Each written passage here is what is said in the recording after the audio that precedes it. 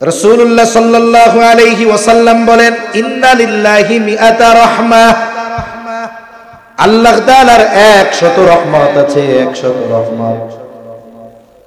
আল্লাহ তাআলার 100 রহমত। আনজালা মিনহা রাহমাতান ওয়াহিদাতান বাইনাল জিন্নি ওয়াল ইনসি ওয়াল বাহাইমি ওয়াল হাওয়াই। নবীজি বলেন 100 রহমত থেকে একটা রহমত আল্লাহ তাআলা মানুষের মধ্যে, জিনের মধ্যে যত প্রাণী আছে, স্থলে হোক জলে হোক, যত হিংস্র প্রাণী হোক, সবার মধ্যে মাত্র 1 ভাগ রহমত আল্লাহ বন্টন করে দিয়েছে। বলে ওই 1 ভাগ রহমত থেকে আমার আপনার নবী কিছু অংশ রহমত পেয়েছে। বলে এই দয়া রহমত পায়া নবীর হালত কেমন? বলে কিয়ামতের কঠিন মুসিবতের দিন, ওই দিন যখন সবাই বলবে নফসি নফসি, ওই দিনও উম্মতের মায়ায় নবীজি বলবে উম্মতি উম্মতি। একটা হিংস্র প্রাণী, এর মধ্যেও বাচ্চার প্রতি মায়া রহমত আছে না নাই? সমাজের নিকৃষ্ট প্রাণী কুকুর, তার মধ্যে মায়া আছে না নাই? আরে কুকুরেরও তার সন্তানের জন্য মায়া আছে। আমি কয়েক জায়গায় বলেছি যে আল্লাহর কত দয়া, আল্লাহ রহমত 1 ভাগ দিছে, তাই প্রাণীর অন্তরে কত দয়া।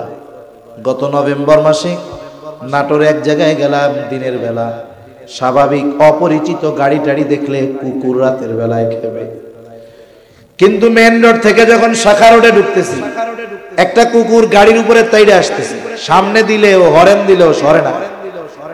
সাথে ওই এলাকার একজন মানুষ, আমি বললাম এরকম করে? বলে হুজুর, কয়েকদিন আগে এই কুকুরটা তার 3টা বাচ্চা নিয়ে এই রাস্তার উপরে শুয়েছিল। হঠাৎ একটা বড় গাড়ি ঢুকছে, ওই গাড়ির চাপায় তার 3টা বাচ্চা মারা গেছে, বেশ কিছুদিন হয়েছে। বলে ওই দিনের পর থেকে যখন এই রোডে কোনো গাড়ি ঢুকে, এই কুকুরটা আক্রমণাত্মক ভাবে তেড়ে আসে। তার মানে যখনই কোনো গাড়ি ঢুকে তার অন্তরে তার সন্তানের কথা মনে পড়ে যায়। 1 ভাগ দয়া রহমত আল্লাহ তাআলা দিয়েছে, বলে বাকি আছে 99 ভাগ। কি করবে আল্লাহ এগুলা দিয়ে? বলে আখারাল্লাহু লাহু 99 রাহমা ইয়াগফিরু বিহি ইবাদাহু ইয়াউমাল কিয়ামা। বাকি 99 ভাগ দয়া রহমত মায়া আল্লাহ তাআলা নিজের কাছে রক্ষণাবেক্ষণ করে রাখছেন, রেখে দিয়েছেন। কেন? বলে ইয়াগফিরু বিহি ইবাদাহু ইয়াউমাল কিয়ামা, কিয়ামতের দিন এই 99 ভাগ দয়া রহমত দিয়ে আল্লাহ তাআলা তার বান্দাদের maaf করে দিবে। প্রসিদ্ধ একটা ঘটনা, খলিফাতুল মুসলিমিন হযরত ওমর রাদিয়াল্লাহু তাআলা, ওনার কাছে এক বাবা গেছে তার সন্তানকে নিয়ে। সন্তানের ব্যাপারে অভিযোগ যে আমার সন্তান আমার হক আদায় করে না, একটু বিচার করে দেন। হযরত ওমর রাদিয়াল্লাহু তাআলা আন ছেলেটাকে ধরে বলতেছে, কি ব্যাপার, তুমি তোমার বাবার হক আদায় করো না কেন? এইবার ছেলেটা খলিফাতুল মুসলিমিনকে বলে, খলিফাতুল মুসলিমিন, আমার একটা বিষয় জানার আছে, এরপরে কথা বলবো। বলে হক কি শুধু পিতামাতাই সন্তানের কাছে পায়? সন্তান কি পিতামাতার কাছে কোনো হক পায় না? হযরত ওমর রাদিয়াল্লাহু তাআলা আনহু মৌলিক কয়েকটা হকের কথা বলেছেন। বলে 1 নম্বরে বলেন, প্রত্যেকটা সন্তানের তার পিতার কাছে প্রধান এবং প্রথম হক একটা দিনদার মা।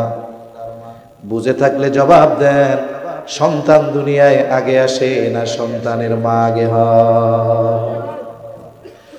তার মানে যারা বিবাহ করেছে তারা তো করেই ফেলেছে, যারা বিবাহ করে নাই বলে এদের সন্তান হবে কিনা আল্লাহ ভালো জানে। কিন্তু এই লোকটা যদি একজন বদ্দিন নারীকে বিবাহ করে, বিবাহ করার সাথে সাথে ওই ব্যক্তি তার অনাগত সন্তানের হক নষ্ট করে বসে আছে। এজন্য উচিত, নবীজি ফর্মুলা দিয়ে দিয়েছেন, বিবাহ করার ক্ষেত্রে কন্যা যাচাই বাছাই হবে কি দেখে? বলে 1 নাম্বার কন্যার দেখা হয় সৌন্দর্য, 2 নাম্বার তার বংশ, 3 নাম্বার সম্পদ, 4 নাম্বার দিন। কিন্তু দিনদারিত্বের ব্যাপারে নবীজি বলেন ফাযফার বিযাতিদ দ্বীন, নবীজি বলেন দিনকে তোমরা প্রায়োরিটি দিবা, অগ্রাধিকার দিবা, প্রাধান্য দিবা।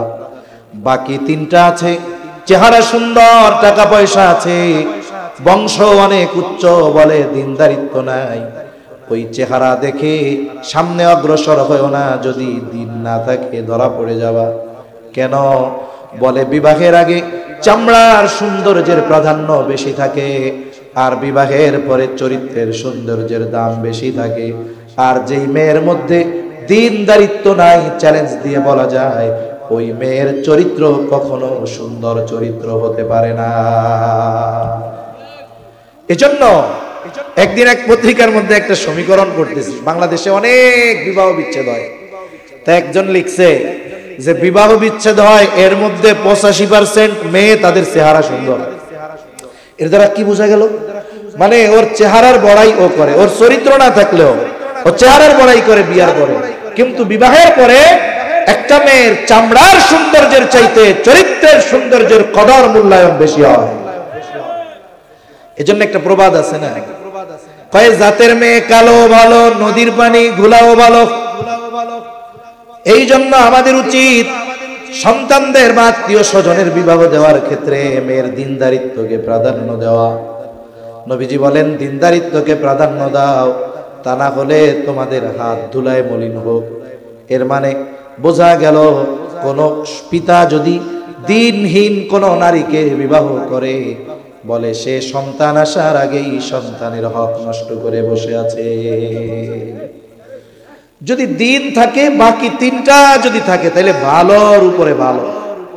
দেখুন যদি এমনটা হয় যে একটা দিনদার মেয়ের সাথে বিবাহ হয়েই গেছে, কিন্তু চেহারাটা অনেক ভালো না, অনেক টাকা পয়সা নাই, আরে একটু সবর করেন না, দেখা যাবে এই মেয়ের দিনদারিত্বের কারণে আল্লাহ সুবহানাহু ওয়া তাআলা ওই মেয়ের গর্ভে এমন সন্তান আল্লাহ দান করবে, যেই সন্তান পিতা মাতার চক্ষু হৃদয় শীতলকরণের কারণ হবে। ঠিক কিনা বলেন?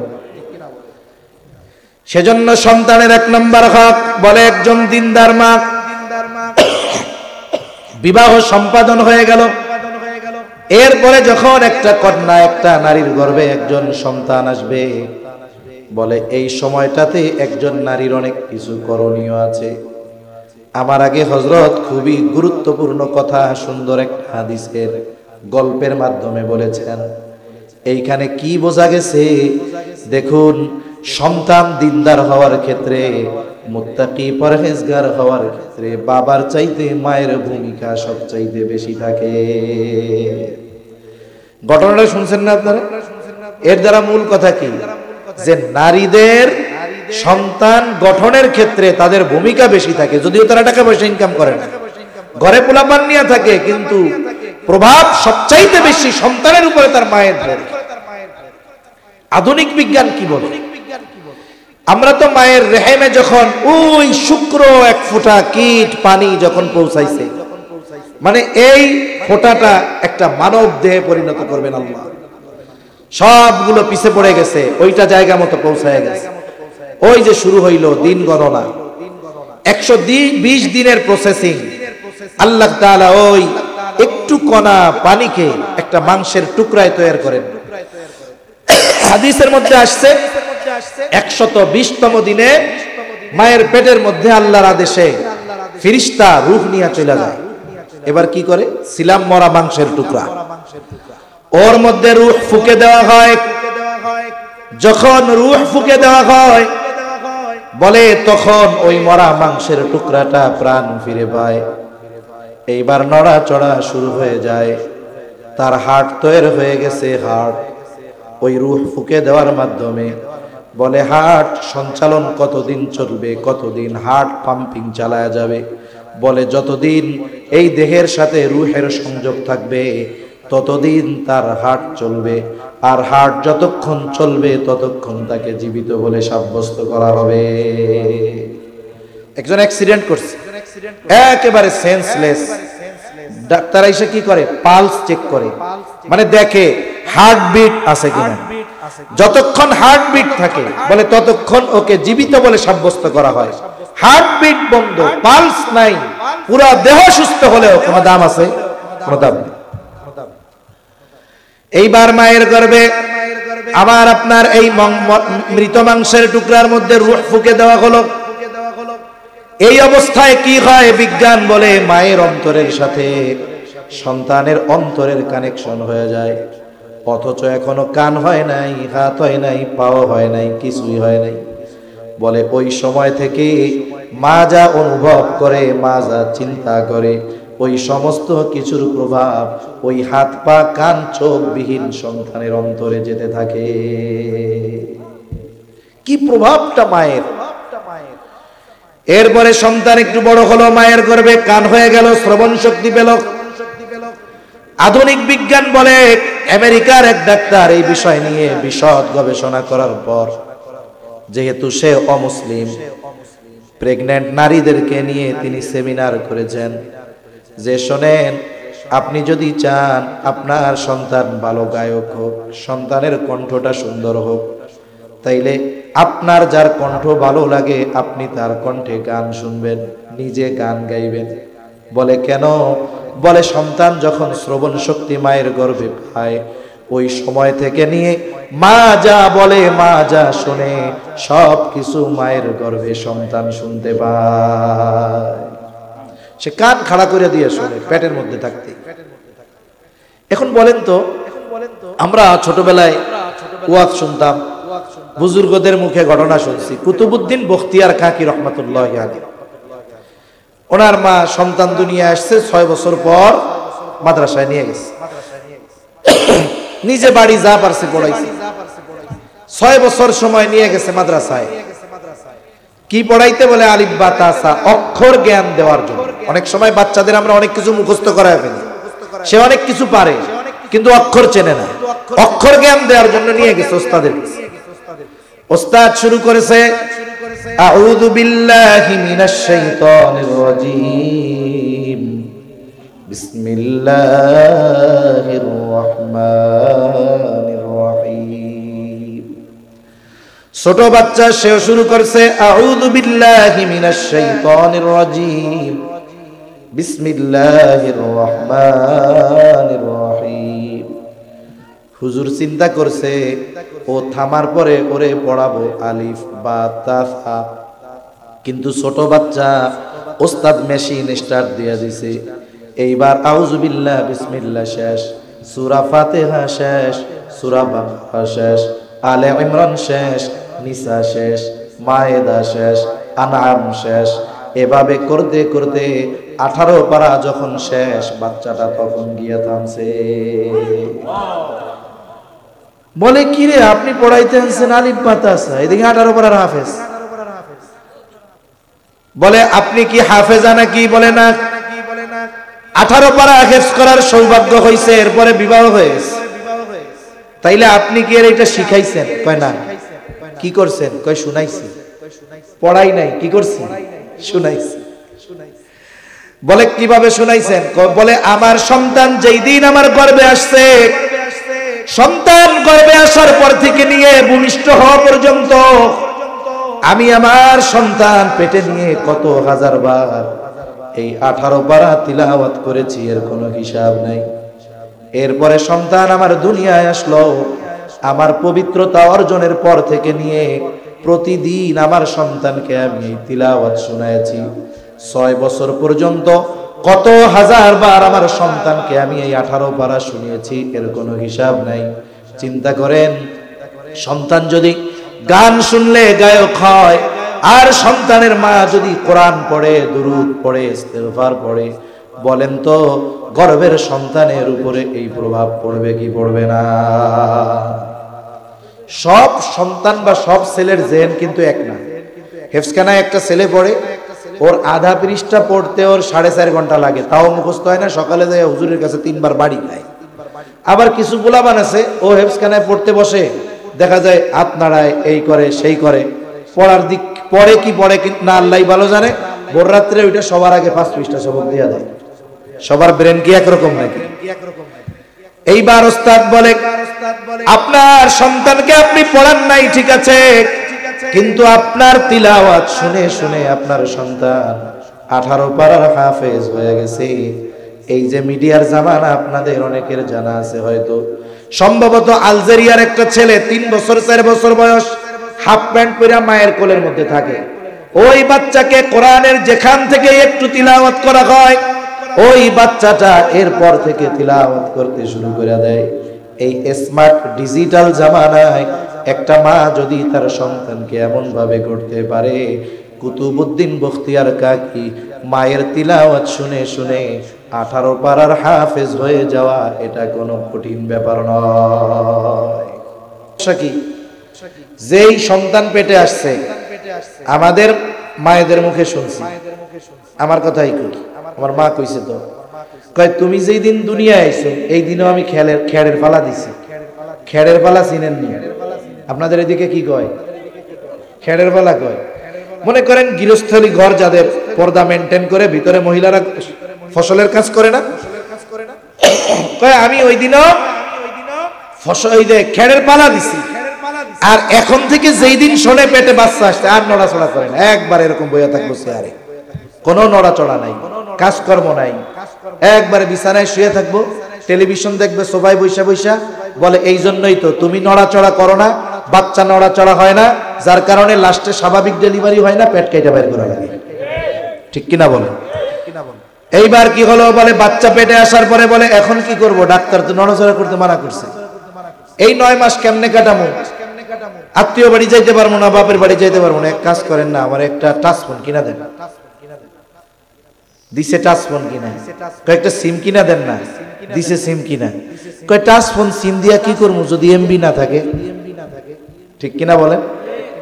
এইবার এমবি বইরা দিছে, এমবি তো শেষ হয়ে যায়, কয় দেখেন পাশের বাসার সকিনাগো বাসায় ওয়াইফাই লাইন আছে, ওগো ইন্টারনেট 24 ঘন্টায় কখনোই যায় না, আপনি আমার একটা ওয়াইফাই লাইন কিনা দেন। এই ওয়াইফাই লাইন দিছে, এইবার পেটে নিয়ে একেবারে ফোনে নাচ গান নাটক সিনেমা দেখে 9 মাস কাটায় দিছে। এখন প্রভাব কি? বলে বাচ্চা দুনিয়ায় আসছে, 2 দিনের মাথায় বাচ্চা কান্নাকাটি করে, এত চেষ্টা করে, হুজুর সূরা পড়ে ফু দেয়, থামে না, একটু পরে আব্বা আয়েশা যেই মোবাইলটা সামনে ধরে কান্না শেষ। আছে না নাই বলেন? এ প্রভাব কেন পড়লো? সন্তান নষ্ট হওয়ার পেছনে মায়ের কতটা হাত থাকে, সন্তান গড়ার পেছনে মায়ের কতটা ভূমিকা থাকে, এটা অকল্পনীয় ভূমিকা থাকে। হযরত আগে একটা হাদিসের ঘটনা বইলা বিষয়টা সুস্পষ্ট ভাবে বলে দিয়ে গেছে। এজন্য মায়ের ভূমিকা আছে না নাই?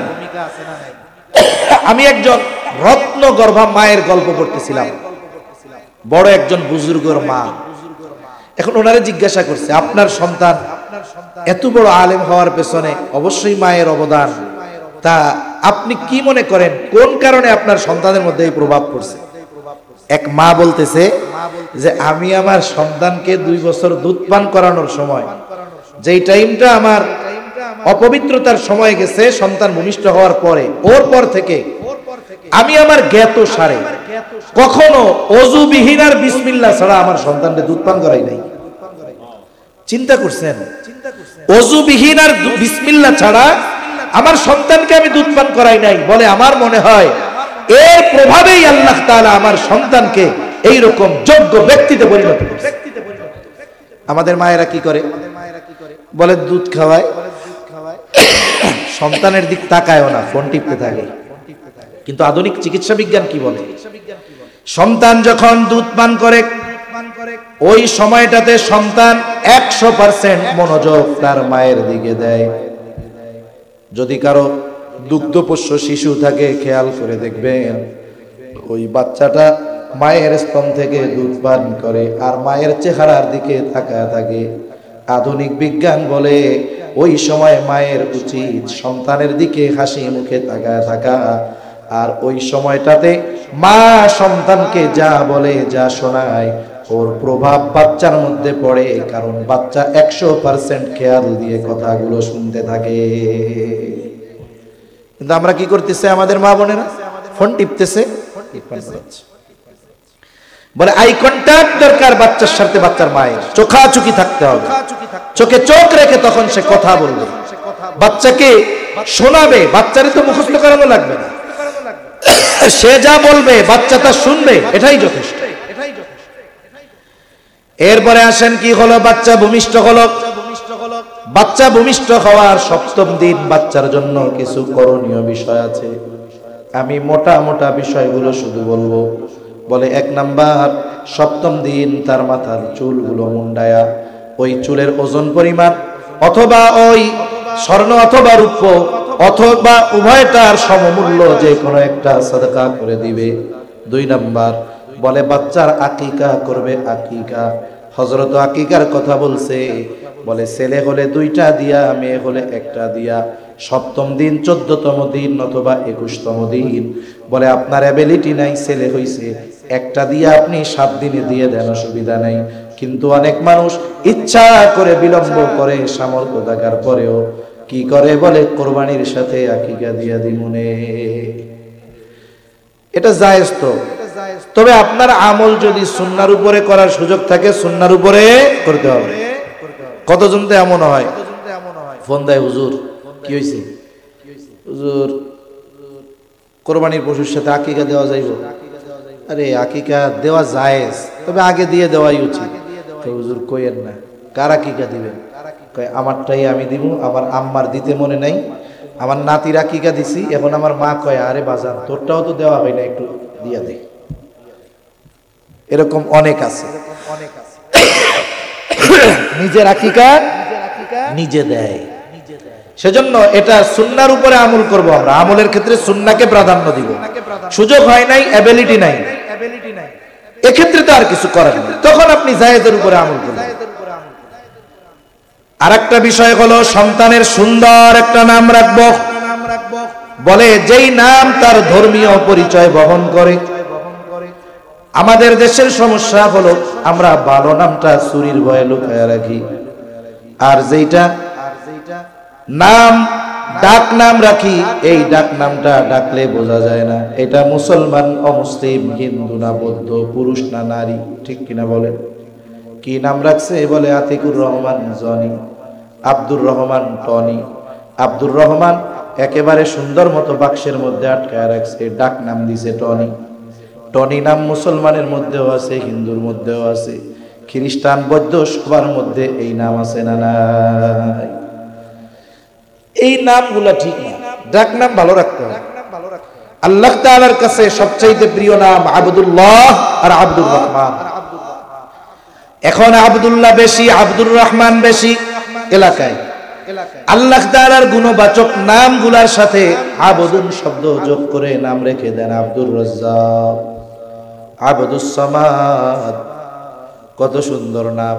আব্দুল মালিক, আব্দুল হালিম, আব্দুল মাজিদ, সুন্দর নাম না? আমাদের সভাপতি সাহেবের নাম, আমাদের খতিব সাহেবের নাম আব্দুল মালিক, কত সুন্দর নাম। এই যে সুন্দর নাম সুন্দরভাবে ডাকতে হবে, কিন্তু আমাদের অভ্যাস হলো আমরা সবকিছুই শর্ট বানায় ফেলি। ইসলাম রেও শর্ট বানাই, নাম রেও শর্ট বানাই। কয়দিন পর আব্দুল বাদ দিয়ে ডাকে খালেক, যাক তাও ডাকতেছে এক বাপসাপ। এর কয়দিন পরে এটারেও সাইজ করে ফেলে, কয় খালেক কে, আছে না নাই বলেন? এই তেড়া বেঁকা ব্যঙ্গ করে মানুষের নাম ধরে ডাকা, এটা জাহেলিয়াতের সময়ের কাজ, নবীজি মানা করছে। এজন্য আমরা আমাদের সন্তানদের নাম খুব ভালো মতো রাখবো। আমি গোপালগঞ্জ এক জায়গায় গিয়ে ওয়াজ করছি এই বিষয়টা অনেক আগে। এখন এই বেটার ডাক নাম হইল রনি। তা ওই দিন কথাটা বলছি এইগুলা, তা ওই বেচারার হৃদয় এমন ধরা ধরছে, এই বুড়াকালে সে কোরআন, আব্বা কোরআন শিখায় নাই, বাপও এরকম দুনিয়াবি লাইনের, সে বুড়াকালে নাম পাল্টাইয়া এরপরে ওই চাঁদপুর মোমিন বাড়ি গিয়া কেরাত শিখা মাশাআল্লাহ এখন দেশে এসে 2টা মাদ্রাসা দিছে, 2টা মাদ্রাসা। আমারে কয় হুজুর, তার মাহফিলে ডেলি প্রতি বছর যাওয়া লাগবে। কয় হুজুর আপনি হলো আপনার ওই ওয়াজে আমি নতুন করে মুসলমান হয়েছি, মানে নাম পাল্টাইছি আর কি। আমার বাপ নাম রাখছিল রনি, আমি ওই মাহফিলে ওটা বলছি যে ডাক নাম রনি, জনি, টনি, তা এর নামের সাথে মিলে গেছে। কথাটা আল্লাহ তাআলা হয়তো তার হৃদয়ে পৌঁছায় দিয়েছে, আমি তো বলার কাজ বলছি।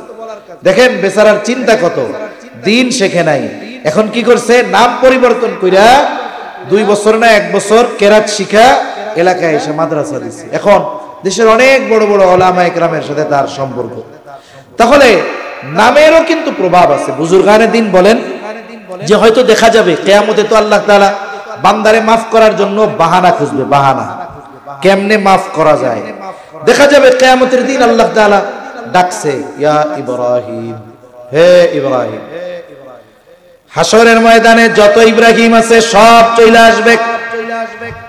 আল্লাহ তাআলা হয়তো বলবে, কি ব্যাপার, আমি ডাকলাম আমার খলিল ইব্রাহিমকে, তোমাদেরকে তো ডাকি নাই। এইবার হয়তো মানুষেরা বলবে, আল্লাহ আপনি তো বলেন নাই খলিলুল্লাহ ইব্রাহিম, আপনি তো ডাক দিছেন ইয়া ইব্রাহিম, আমাদের নামও ইব্রাহিম। আয় আল্লাহ, আপনার ডাক শুনে আমরা আপনার কাছে হাজির হয়েছি। হয়তো আল্লাহ বলবে, বান্দারে আমার খলিলের সাথে তোর নাম মিল থাকার কারণে আমি আল্লাহ তোকে মাফ করে দিলাম। আল্লাহর কি দয়া মায়া কম আছে? মাফ করার জন্য কোনো ঝামেলা আছে যে উনি মাফ করলে আরেকজন বলবে অবজেকশন ইওর অনার? কেউ বলার আছে? কেউ বলার নাই। আরে আল্লাহ যে কত দয়া মায়া মোহব্বত তার বান্দার উপর, এটা যদি আমরা বুঝতে পারতাম তাইলে আল্লাহর সাথে জীবনে নাফরমানি করতাম। ঠিক আছে, আলহামদুলিল্লাহ।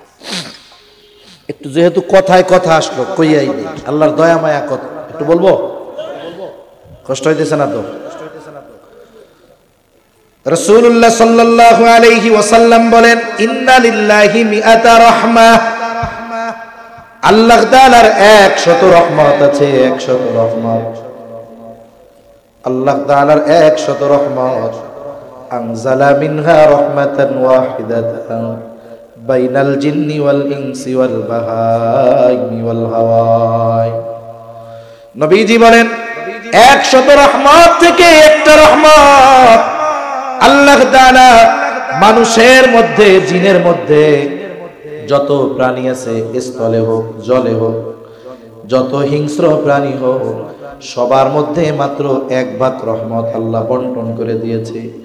বলে ওই 1 ভাগ রহমত থেকে আমার আপনার নবী কিছু অংশ রহমত পেয়েছে। বলে এই দয়া রহমত পায়া নবীর হালত কেমন? বলে কিয়ামতের কঠিন মুসিবতের দিন, ওই দিন যখন সবাই বলবে নফসি নফসি, ওই দিনও উম্মতের মায়ায় নবীজি বলবে উম্মতি উম্মতি। একটা হিংস্র প্রাণী, এর মধ্যেও বাচ্চার প্রতি মায়া রহমত আছে না নাই? সমাজের নিকৃষ্ট প্রাণী কুকুর, তার মধ্যে মায়া আছে না নাই? আরে কুকুরেরও তার সন্তানের জন্য মায়া আছে।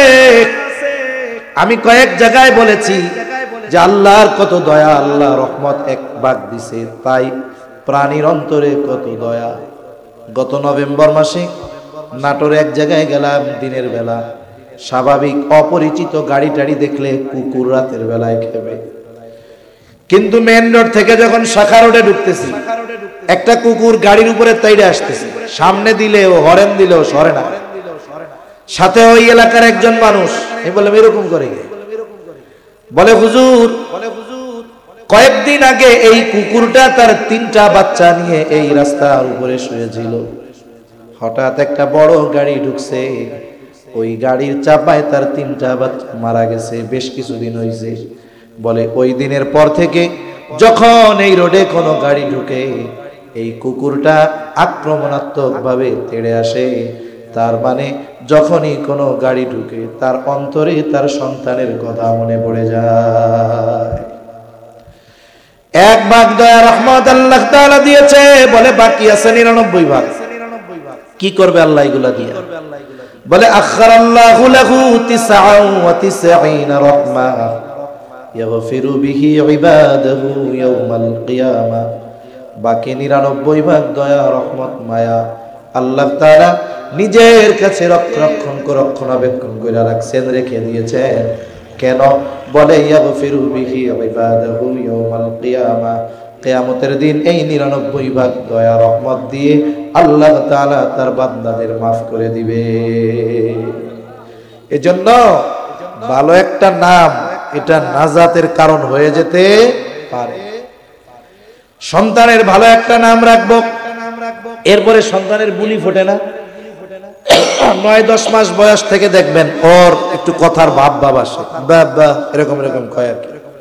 সন্তানদেরকে শেখানো যায় না, ওর সামনে করলে ওইটাও শিখে।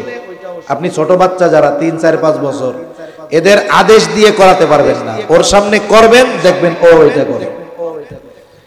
এখন ছোট বাচ্চা যখন বুলি ফুটবে মুখে, বুজুর্গানে দিন বলেন চেষ্টা করা যেন তার জবানের প্রথম উচ্চারিত শব্দটা হয় আল্লাহ। এই জন্য তার সামনে বারবার আল্লাহ আল্লাহ বলেন। দেখেন ছোট বাচ্চা যখন প্রথম দিন তার জবান দিয়ে এমন কোন শব্দ বের করে যা শুনতে একটু আব্বু আব্বু লাগে, মা মা লাগে, এই যে বাচ্চা ডাকছে, মানুষের কাছে, আত্মীয় স্বজনের কাছে ফোনে মা বলে আজকে আমার সন্তান আমারে মা ডাকছে, আব্বু বলে আমারে আজকে আব্বু ডাকছে, আপনার দিল খুশি হয়ে যায়। আপনি যদি সন্তানটারে আল্লাহ আল্লাহ শেখান, তার জবান দিয়ে যদি আল্লাহ শব্দটা বের হয়, আশা করা যায় আরশে আজিমের মালিক খুশি হয়ে যাবে। এজন্য চেষ্টা করব প্রথম শব্দটা যেন তার জবান দিয়ে কি বের হয়, আল্লাহ বের হয়। এরপরে সন্তানটা যখন আর একটু বড় হবে, মা বাসায় তাকে সভ্যতা শিখাবে।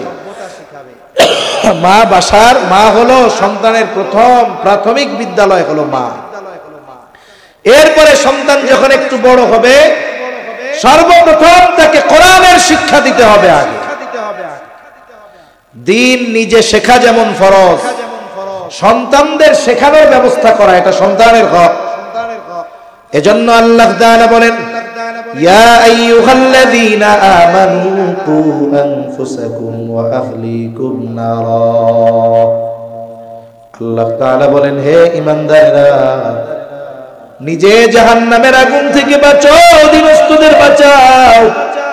যদি জিজ্ঞাসা করা হয় আল্লাহ নিজে জাহান্নাম থেকে কেমনে বাঁচবো আর অধীনস্থদের কেমনে বাঁচাবো, বলে তুমি আল্লাহ তাআলার হুকুম আহকাম মেনে চলার মাধ্যমে জাহান্নামের আগুন থেকে বাঁচাও, অধীনস্থদেরকে আল্লাহর হুকুম আহকাম মানানোর মাধ্যমে জাহান্নাম থেকে বাঁচাও।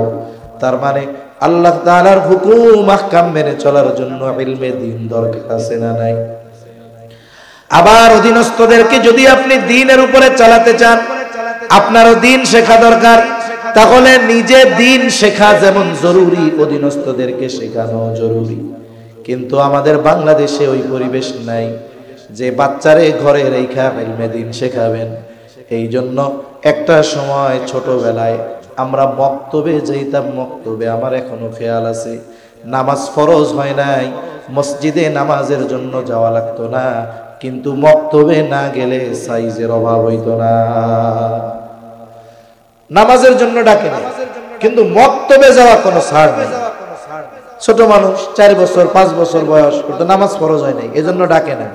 কিন্তু অভিভাবকরা মনে করতো নামাজ ফরজ হয় নাই, তাতে কি মক্তবে যাওয়া ফরজ হয়ে গেছে, পিটাইয়া দিত মক্তবে বাড়ি, মক্তবে যাওয়া লাগবে। দেখুন এই মক্তবের প্রভাব কি ছিল। মুরব্বী যারা আছেন তারা বলতে পারবেন যে দ্বীন মেনে চলার প্রাথমিক জিনিসগুলো আমরা সুবাহি মক্তব, এই সকালের মক্তব থেকে শিখছিলাম। কিন্তু এখন অনেক জায়গায় মক্তব নিহতর মতো হয়ে গেছে। একেবারে অনেক ঘর মক্তবের জন্য যেই ঘরগুলো ছিল, এগুলো অনেক জায়গায় উইতে খাইয়া ফেলাই দিছে, ছাত্র নাই। এ মক্তব বন্ধ হইল কেন? শুনেন, ইসলাম বিদ্বেষীরা এই দেশে আগামী প্রজন্মকে অমুসলিম বানানোর জন্য কোটি কোটি ডলার ইনভেস্ট করে। ওরা বিভিন্ন পদ্ধতিতে করে, বিভিন্ন অফার দিয়ে করে। এই চেষ্টা যে এখন করতেছে তা না, শতাব্দীর পর শতাব্দী ধরে চলে আসতেছে। যদি ওসমানী খেলাফতের ইতিহাস আপনারা পড়তেন তাহলে জানতে পারতেন যে ইহুদিরা ওই সময় থেকে নিয়ে মুসলমানদের আগামী প্রজন্মকে ধ্বংস করার জন্য যেই ব্যবস্থাপনা গ্রহণ করেছিল, এর অন্যতম ব্যবস্থা ছিল শিক্ষা ব্যবস্থা। এজন্য শিক্ষা ব্যবস্থায় উল্টাপাল্টা হইলে হুজুররা লাফায় ওঠে, আর সাধারণ মানুষকে হুজুররা তো লাফায় কেন? ইতিহাস তো আপনারা জানেন না, বিজ্ঞ উলামায়ে কেরাম জানে।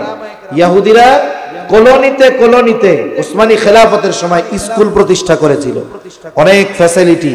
এগুলো দেখায় মুসলমানদের সন্তানদের ইহুদিদের স্কুলে ভর্তি করত, দেখা যাইতো উপরে সুরতে সিরাতে মুসলমান, কিন্তু অন্তরে কুফরি ঢুকায়া দিত, ইসলামী বিদ্বেষ ঢুকায়া দিত। দেখা যাইতো একটা সময় এরাই ইসলামের বিরুদ্ধে দাঁড়ায় গেছে। এরাও খোঁজ খবর নিয়ে দেখে উপমহাদেশ বাংলাদেশ এই জায়গার মুসলমানেরা সকালটা শুরু করে কোরআন দিয়া, যা হোক তা হোক, সকালে পোলাপান পিড়ায় পাঠাই দেবে মক্তবে, আর বাড়ির নারী পুরুষ এরা সকালে কোরআন তিলাওয়াত করবে। তখন তো আর মোবাইল ছিল না, তাড়াতাড়ি ঘুমায় যাইতো, উঠতো আগে আগে, আজানের আগে উঠে যাইতো মা বোনেরা দাদিরা, উঠান বাহির বাড়ি সব ঝাড়ু দিত রাতের আধারে। ইংরেজিতে কথা বলবে, অনেকগুলো বই পড়বে। এইবার মা বাপ ওইদিকে তাকায়া মক্তব থেকে বাচ্চারা নিয়ে গেল কোথায়? কেজি স্কুলে। মক্তব আস্তে আস্তে শূন্য হইতেছে। মা আগে সকালে কোরআন পড়তো, মার তো পড়ার টাইম নেই, সকালে বাচ্চারা নিয়ে দিয়াইতে হইব না, ওনার পড়াও বাদ। ওলামায়ে কেরাম আসলে উম্মতের কল্যাণ চায়। ওনারা চিন্তা করলেন, কিরে মক্তব খালি হয়ে যায় কেন? এখন ওনারা চিন্তা ফিকির করে যে এই জিনিসটা পাইলেন যে কেজি স্কুলের রোগে ধরছে। কিসের রোগে ধরছে? কি করা যায়? বলে ওলামায়ে কেরাম পদ্ধতি বের করলেন। নাম কি? বলে নুরানি পদ্ধতি। বলে ইসলামিক কিন্ডারগার্টেন আজকে এখানে উদ্বোধন হলো। বলে নাম হয়তো ইসলামিক কিন্ডারগার্টেন, কিন্তু পদ্ধতি চলবে নুরানির। ওইখানে গিয়া কেজি স্কুলে গিয়ে হয়তো একটু ইংরেজি শিখবে বলবে, আর এই মাদ্রাসাগুলায় যেই সন্তানেরা আসবে ওরা বাংলা অঙ্ক ইংরেজি তো শিখবে, সাথে সাথে মুসলমান হওয়ার জন্য যা দরকার উস্তাদেরা সযত্নে মুসলমান বানানোর শিক্ষাও তাদের দিবে। ক্লাস 3 পর্যন্তই নুরানি মাদ্রাসাগুলায় পড়লে একটা সন্তান তার দৈনন্দিন জীবনে যা দরকার সব সে পারে। ইসলামের উপরে চলার জন্য যতটুকু দরকার মোটামুটি সবকিছু তার অর্জিত হয়ে যায়। ক্লাস 3 পর্যন্ত পড়লে কোরআন শুদ্ধ। বলে শেষের 1-2 পারা অনেকে মুখস্থ করে ফেলে। বলে নামাজের যত মাসলা মাসাইল আছে সব জানে, জানাজা পড়ানোর দরকার তাও পারে, টু জেড সব তার শেখা হয়ে যায়। ওলামায়ে কেরাম এমন এক সিলেবাস আবিষ্কার করলেন, যেই সিলেবাস আবিষ্কার করার মাধ্যমে কেজি স্কুলের সাথে কম্পিটিশন হয়ে গেল।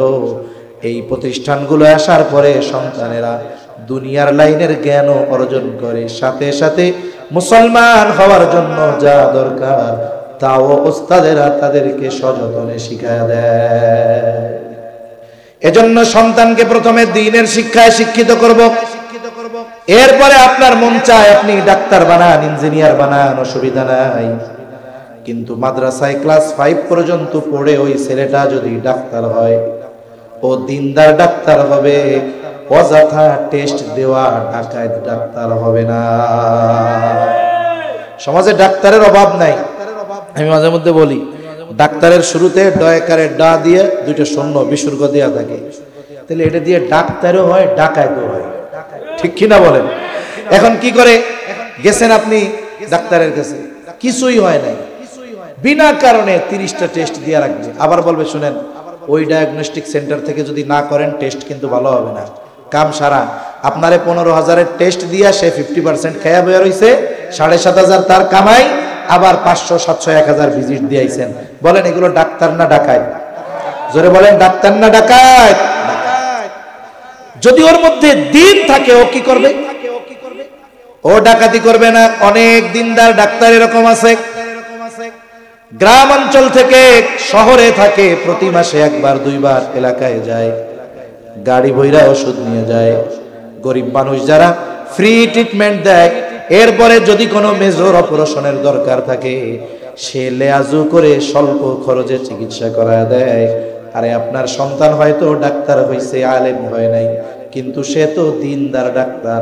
বলে এই যে খেদমত যে সে করতেছে, বলে খেদমতে খাল, এটা যে কত বড় ইবাদত। বলে এই ডাক্তারি শেখা, ডাক্তারি পেশাটা তার জন্য ইবাদত হয়ে যায়। টাকাও কামাই করবে, সওয়াবও হবে। আমাদের তো ইঞ্জিনিয়ার দরকার আছে না?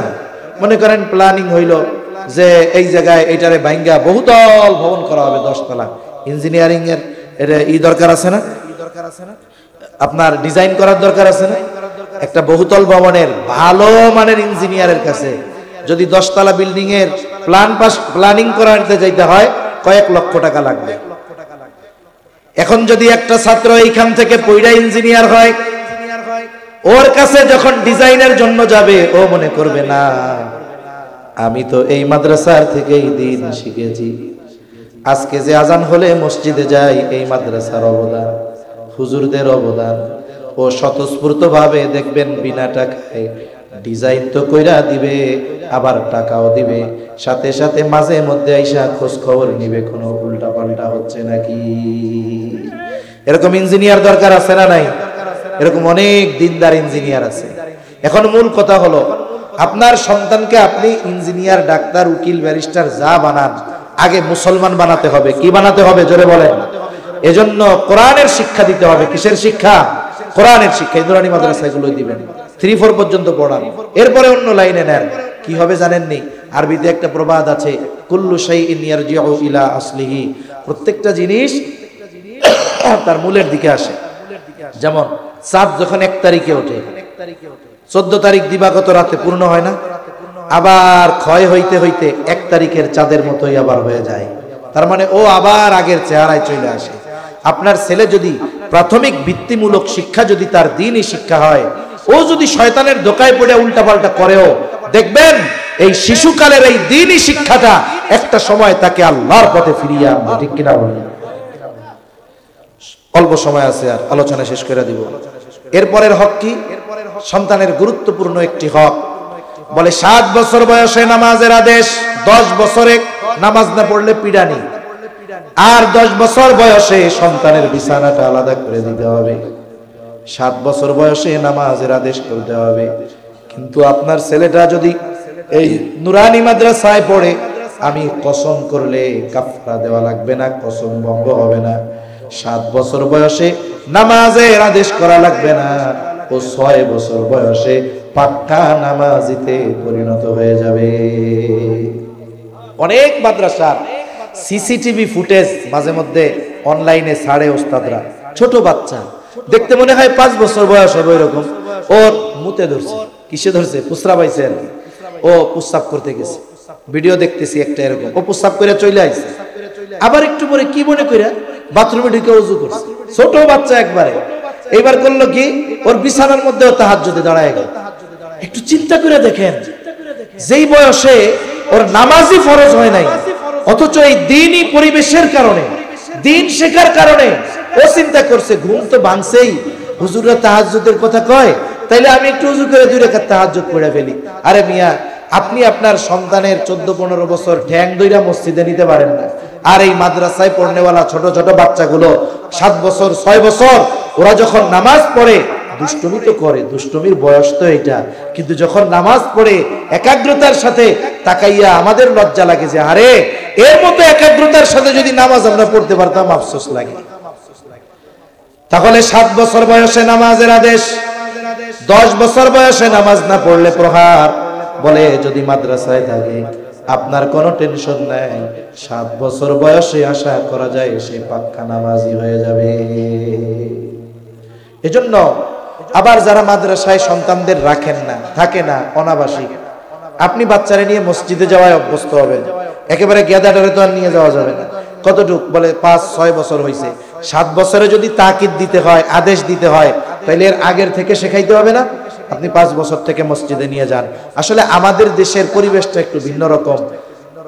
শুধু মধ্যপ্রাচ্য নয়, ইউরোপের অনেক দেশগুলোয় বাচ্চাদের জন্য মসজিদে আলাদা কর্নার থাকে। মসজিদের এক সাইডে ওদের জন্য ওই নিরাপত্তা বেষ্টনীর ভিতরে ওদের জন্য ছোট পার্কের মতো বানায়।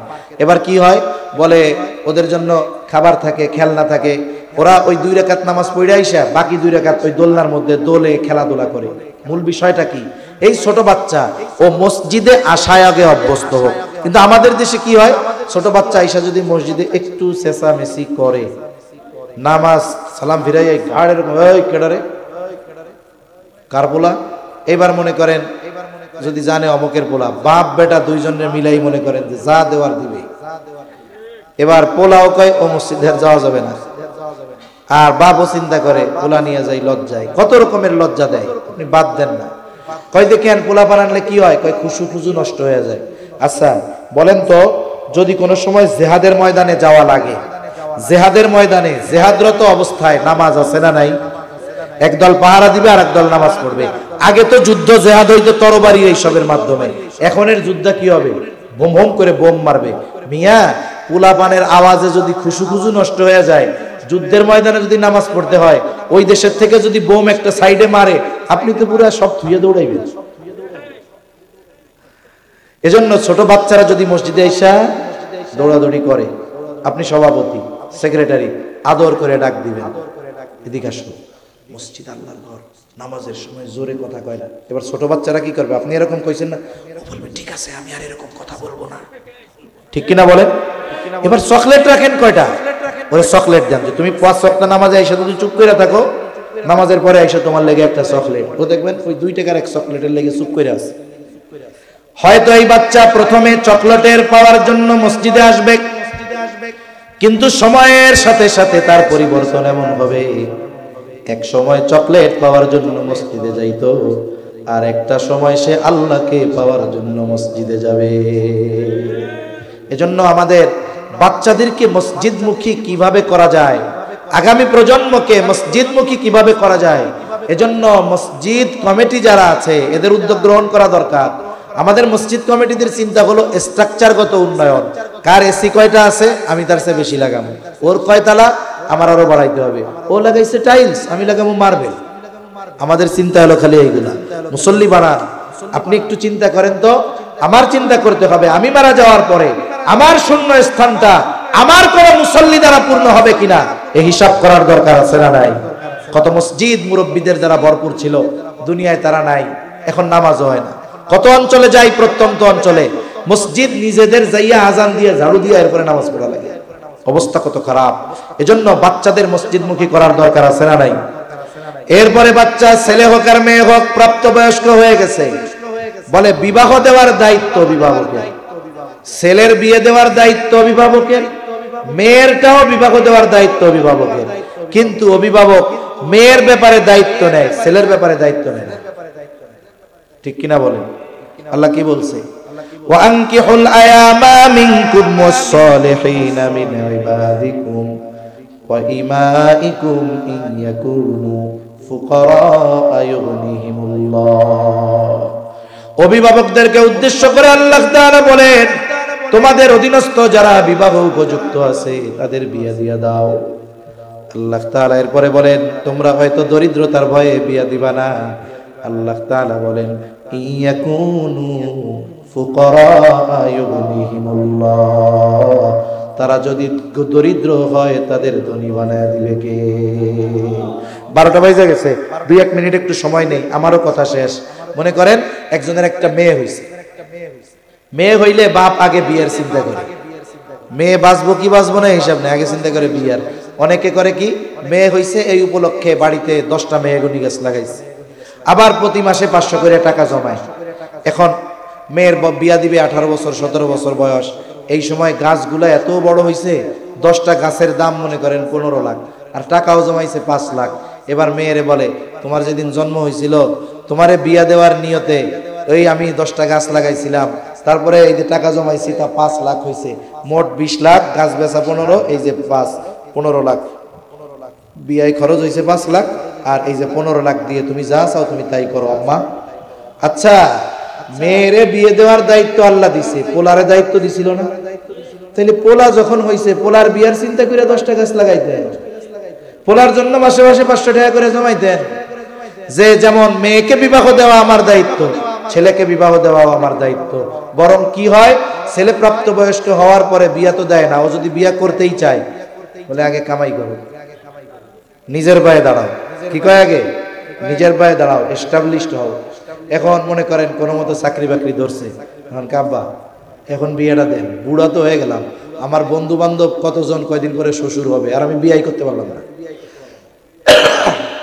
সবে তো কামাই শুরু করছো, 5 বছর আমাকে খাওয়াও, হ্যাঁ, এরপরে বিয়া করি। আচ্ছা, আপনি যদি ওই সময় তার জন্য 10টা গাছ লাগায় রাখতেন, এই সময় 20 লাখ হয়েছে বিয়ার বয়স, আপনি সন্তানরে বলতেন, শোনো, মেয়েকে বিবাহ দেওয়ার দায়িত্ব যেমন আমার, তোমাকে বিবাহ দেওয়ার দায়িত্ব আমার, কারণ নবী বলেছে, আমার অধীনস্থ সন্তান তোমরা যদি যৌবনের তাড়নায় কোনো গুনাহ করো, আমি যত বুজুর্গই হই না কেন, বিবাহ না দেওয়ার কারণে গুনাহ করতেছো, ওই গুনাহ আমার আমলনামায় সমপরিমাণ যোগ হয়ে যাচ্ছে। বাবা মা, আমি তোমার জন্য গুনাহগার হইতে চাই না, জাহান্নামে যাইতে চাই না। আমার দায়িত্ব ছিল তোমারে বিবাহ দেওয়া। এই যে গাছ আছে 10টা 10 লাখ আর 5 লাখ জমাইছি, এই যে 15 লাখ বা 3-4 লাখ খরচ করে বিয়ে করো, বাকি 12 লাখ দিয়ে ব্যবসা বাণিজ্য করে তোমার ফ্যামিলি নিয়ে তুমি খেতে থাকো। করা যাইতো কি যাইতো না? এজন্য মনে রাখবেন, আপনার অধীনস্থ সন্তান তারা যদি বিবাহ না দেওয়ার কারণে যদি কোনো অন্যায় করে, যে অন্যায় করুক ওই অন্যায়ের সমপরিমাণ গুনাহ অভিভাবকের আমলনামায় যোগ হয়ে যাবে। এজন্য আমি মোটা দাগে সন্তানদের কয়েকটা হক বললাম। আমার দিল বলে, যেই বাবা এই কয়েকটা হক সন্তানের ব্যাপারে আদায় করবে, আমার দিল বলে যে ওই বাবার বুড়াকালে আইসা আমার মতো হুজুরের কাছে বলা লাগবে না যে হুজুর একটু মা বাবার হকের ওয়াজ করেন, বলা লাগবে? তাহলে বলেন, আমরা সন্তানদের দিন শেখাবো তো?